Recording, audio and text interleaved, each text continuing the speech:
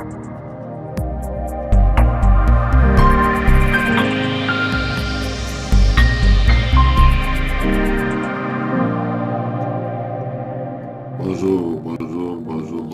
peuple de Dieu. Bonjour, très chers frères et sœurs. Ce matin, je viens encore, par la grâce de Dieu, nous exhorter et nous parler sur un thème qui me semble très important et très capital. C'est un thème, qui a quelque chose à voir avec notre destinée et notre vie sur la terre.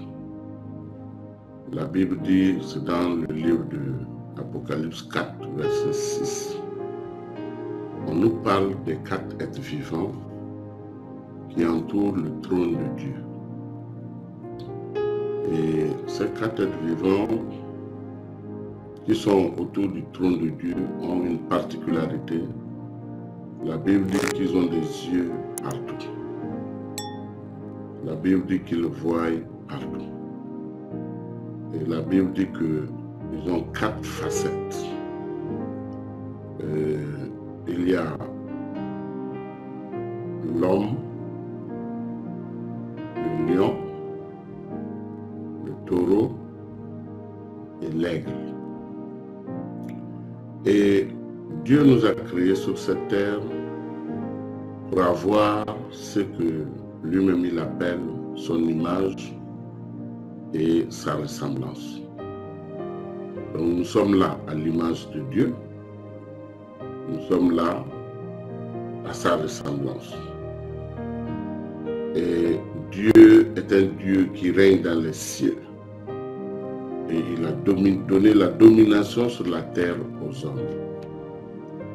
Nous ne pouvons pas avoir un trône sur lequel régner. Nous ne pouvons pas réussir sur cette vie et dans ce monde si notre règne ne ressemble pas à celui du ciel, celui d'en haut. Dieu dit qu'il veut que nous soyons des dieux sur la terre. Alors, je me suis amusé à faire des recherches sur les mystères cachés derrière ces 4 êtres vivants. Et je me rends compte que c'est très profond et j'aimerais partager cela avec vous ce matin. Gloire soit rendue à Dieu pour ces mystères cachés. Et il a donné les révélations aux hommes et aux fils des hommes. Je vais commencer par l'homme. Si nous regardons les Écritures, nous voyons que l'Évangile selon Luc présente Jésus-Christ comme étant le Fils de l'homme. Le Fils de l'homme. Donc Jésus est venu sur la terre en tant que Fils de l'homme. Et dans les cieux, il y a 4 êtres vivants qui ont une face de l'homme. Alors, qu'est-ce qui est attaché à l'homme? Qu'est-ce qui est caché derrière ce mystère de l'homme? Nous voyons que à l'homme, Dieu a donné ce qu'on appelle la dignité. À l'homme, Dieu a donné tout un conseil, tout un collège de dignes fils. À l'homme, Dieu a donné un grand ministère qui est celui de cultiver le jardin, celui de dominer sur toute la création, celui de régner, de se multiplier et de remplir la terre. Wow. Alors, nous ne pouvons pas nous multiplier.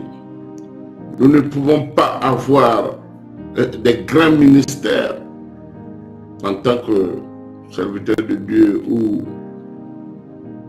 fidèle. Parce que dans chaque domaine de nos vies, il y a un règne. Dans chaque domaine de nos vies, tu dois pouvoir régner. Donc, le règne est attaché à l'homme. Le trône est donné à l'homme. le siège sur lequel s'asseoir pour régner, c'est à l'homme qu'on a donné. Donc quand Dieu te donne le règne, qu'est-ce qu'il fait? Il te remplit de mystères. L'homme est chargé de mystères. L'homme est rempli de mystères cachés de Dieu. Et quand tu as ces mystères cachés de Dieu, tout ce que tu fais, c'est dans la connaissance, dans le savoir, et le succès t'accompagne. À l'homme, Dieu a donné ce qu'on appelle la domination. Dieu t'a donné de dominer. Quand je regarde, on parle de Genèse 2, verset 1. L'Éternel crée les cieux et la terre et toutes leurs armées. On se rend compte que nous ne pouvons pas dominer. C'est des choses inutiles. Quand on parle de domination, on parle d'armée. Quand on parle de domination, on parle de pouvoir. Dieu te demande de dominer sur les êtres. Dieu te demande de dominer sur les animaux. Dieu te commande, mais il te commande de dominer sur tout ce qui existe sur cette terre. De dominer sur les esprits méchants. De dominer sur Satan lui-même. De dominer sur toutes les situations qui sont face à toi. Apprends à dominer, fils de l'homme. Apprends à dominer, fils de l'homme. Exerce ton autorité, fils de l'homme. Ton autorité sur les entités. Ton autorité sur les méchancetés du diable. Ton autorité sur le plan diabolique pour détruire ta vie et ta destinée. Exerce ton autorité.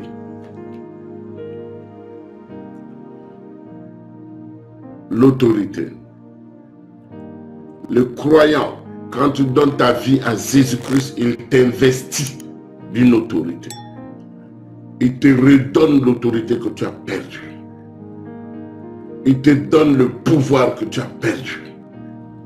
Et une fois que tu as ce pouvoir, tu te lèves et tu l'exerces. Et quand il t'a donné l'autorité, c'est pas pour brimer les autres. C'est pas pour t'asseoir et détruire les destinées qui sont en face de toi. L'autorité, c'est pas pour briser les autres. Ton autorité, c'est pas pour dominer sur tes semblables. Ton autorité, c'est pas pour détruire tes semblables. Écraser les autres pour t'asseoir, c'est de la méchanceté et c'est de la sorcellerie. Calomnier les autres pour être élevé, c'est diabolique. Mentir sur les autres, faire véhiculer de faux témoignages sur quelqu'un dans le but d'avoir les faveurs, c'est satanique. Ton autorité, c'est pour que tu l'exerces sur toutes les puissances de ce monde. Pour que tu l'exerces sur les dominations établies par Satan, sur les autorités établies par Satan, sur les principautés établies par Satan, sur les démons et les esprits méchants. Et sur toute situation, l'autorité t'est donnée. Comment tu l'exerces? Dieu met autour de toi certaines personnes. Ça peut être ta femme et tes enfants. Dans ton ministère aussi, ça peut être les âmes que Dieu amène vers toi. Ton autorité, ce n'est pas pour les écraser. C'est pour que tu mettes ton regard sur eux, ton attention sur eux. Sois bienveillant envers ces personnes. Ton autorité, ce n'est pas pour dominer sur ta femme et tes enfants.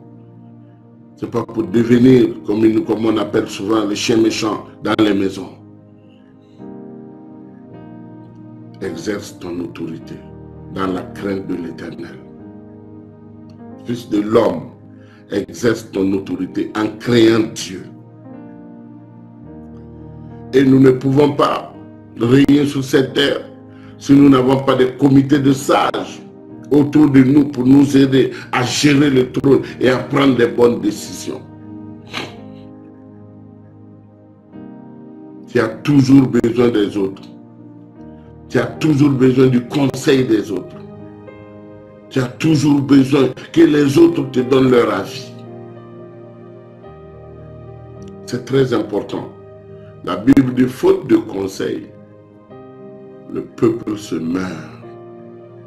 Celui qui refuse les conseils, il va droit vers sa perte. Il va droit vers son écrasement. Tu as besoin de conseils pour mieux gérer tes finances. Tu as besoin de conseils pour avancer. Tu as besoin de conseils pour mieux gérer tes projets. Tu as besoin de conseils pour aller plus loin. Tu as besoin de conseils dans tous les domaines de ta vie. Tu as besoin qu'on te conseille. Refuser le conseil, c'est aller tout droit à la mort. Refuser qu'on te parle, c'est aller tout droit à la mort. Quel que soit ton niveau de règne, quel que soit ton positionnement, quel que soit là où tu es, tu as toujours besoin d'un conseil.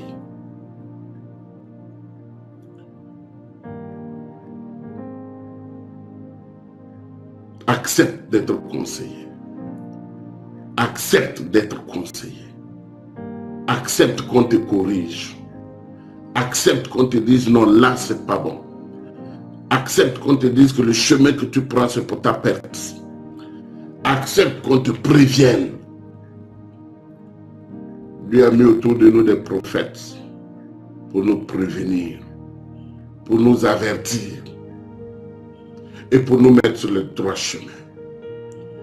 Dieu a mis des hommes et des femmes autour de nous qui ont la capacité de discerner et de voir le futur. Les fils d'Issachar avaient ce qu'on appelle le don de discernement. Ils arrivaient à discerner les temps et les saisons pour dire à Israël quoi faire, à quel moment et à quelle période. Tu as aussi besoin des fils d'Issachar autour de toi pour te prévenir et pour t'avertir. Et aussi pour confirmer si tu es sur le droit chemin. Accepte que les conseillers soient autour de toi.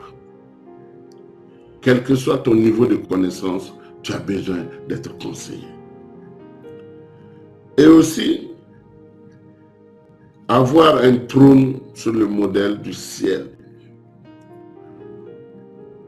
Tel Dieu est dans les cieux, tel nous sommes sur la terre. Tu ne peux pas vivre une vie de gloire si tu ne calques pas ce que tu as vu dans le ciel. La Bible dit à Moïse, fais exactement comme je t'ai montré dans les lieux célestes. Si ton trône est à l'image du ciel, ce trône va être affermi. Ce trône va être affermi. Ce trône aura des racines. Ce trône aura ce qu'on appelle tout ce qu'il faut autour pour que ton règne soit agréable. Et quand on règne, on sait qu'après notre règne, quelqu'un d'autre viendra. Donc tu prépares la relève. Tu prépares la succession.